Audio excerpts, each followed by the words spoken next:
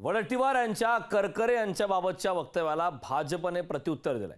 वडेट्टीवार यांच्यावर देशद्रोहाचा गुन्हा दाखल करा असं भातखळकर यांनी म्हटलंय। अतुल भातखळकर यांनी पलटवार केलेला आहे।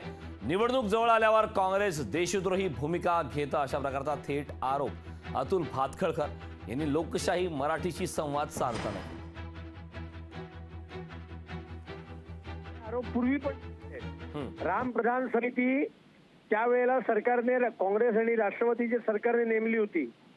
काँग्रेसचा देशद्रोही चेहरा आणि या देशातल्या हिंदू समाजाला आतंकवादी ठरवण्याचं काँग्रेसचं जे षडयंत्र होतं ते षडयंत्र पूर्णपणे उघडं पडलेलं आहे। वडेट्टीवार तीच भाषा पुन्हा एकदा करतायत। वडेट्टीवारांवर देशद्रोहाचा खटला भरला पाहिजे अशी माझी मागणी आहे। या देशाच्या हुतात्म्यावर त्यांनी संशय व्यक्त केलेला आहे। हा वडेट्टीवारांचा बेशरमपणा आहे आणि काँग्रेस आणि राहुल गांधी हे निवडणूक जवळ आल्यानंतर नेहमीच देशद्रोही भूमिका घेतात। हिंदू दहशतवादी आहेत अशा प्रकारची देशद्रोही भूमिका घेतात। त्याचाच हा प्रकार आहे।